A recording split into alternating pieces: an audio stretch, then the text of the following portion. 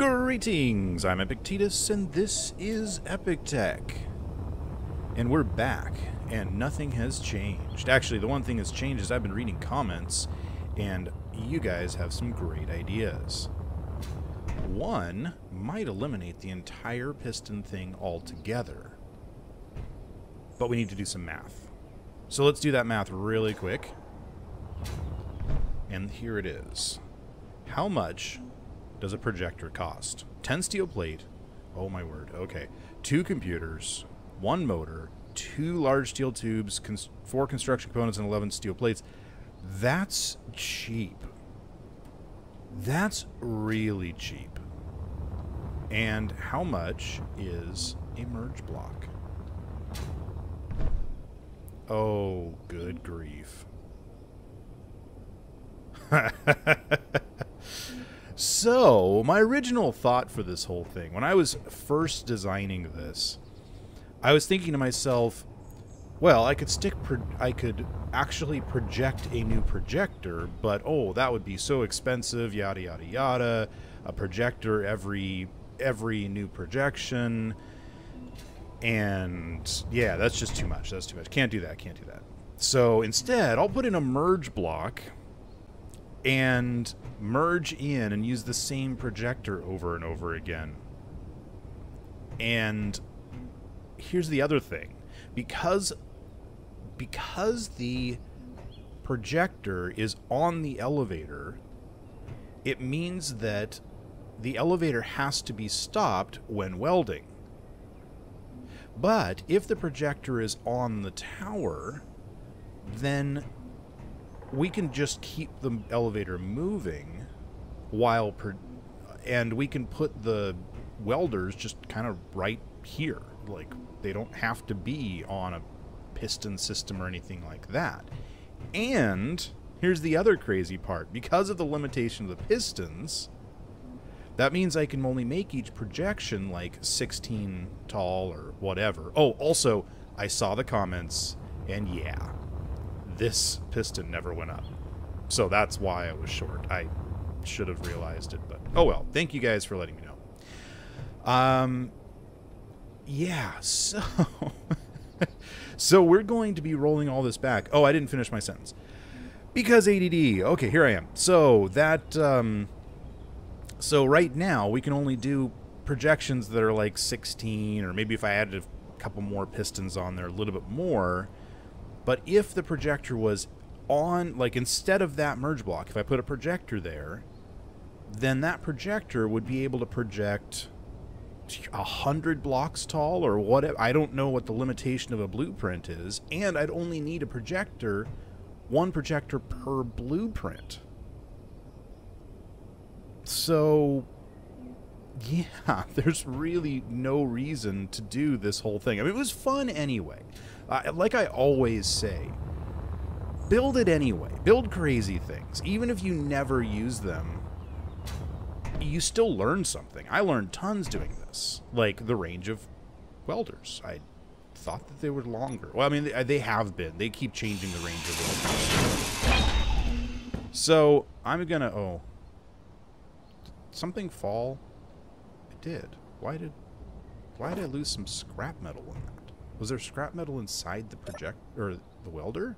There's a bunch of stuff in the welder. Okay. Whoops. What is going on? Well, anyway, I'm not going to worry about that. So I'm going to take this whole thing down, and we're going to do that. The other thing, somebody else recommended, and this was also a really good idea, but now I don't think it's an issue anymore.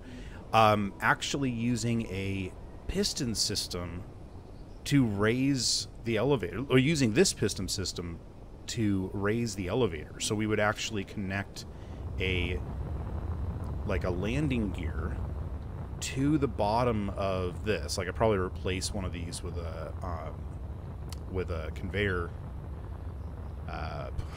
Wow. Been a while. What is this thing called? A conveyor junction. Brain thing. Not. Okay. We'd replace that with a... I can't remember it 4 seconds later. Maybe I shouldn't be recording right now.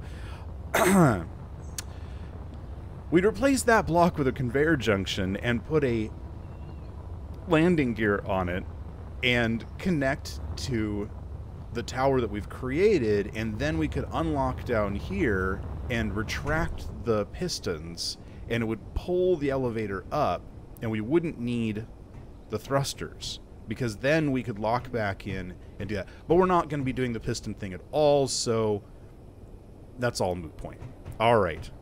I've got some work to do, and I just noticed popping up on my screen that there is a new version of Space Engineers that I was waiting for, but I decided I was going to start the recording without it. And apparently there's some optimizations in this one, so I want to go see what those are. All right, I'm back in the new version. It didn't crash. That's good. And apparently there have been some pretty major updates. It immediately like goes all laggy. So they've improved performance, and they yep, look at this. No more blue glass. So they've changed the way they do tints on glass, and it looks like, ooh, that's nice. I like that. Apparently this is better for performance as well. Wow, look at the reflection. That's neat. That looks really good. Okay, I can live with that. That's nice. All right, where's my jetpack? I want to fly back to the other base. Did I crash my jetpack? What happened? No, there it is. Okay. In a few moments, Epictetus discovers just how buggy this release of Space Engineers is. I'm sorry if this is difficult to watch, but the story must be told. Also, it's really entertaining.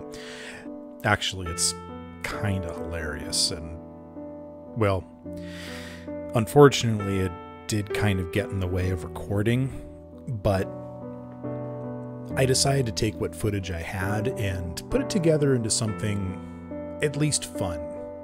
Sure, we may not be able to actually build the elevator anymore, at least not until Monday's episode. So honestly, don't worry too much. I've already figured out the solution, but I did run out of time to record, and so the space elevator will have to wait until the next episode. But until then, watch this little entertaining clip and enjoy. I call it An Ode to Clang.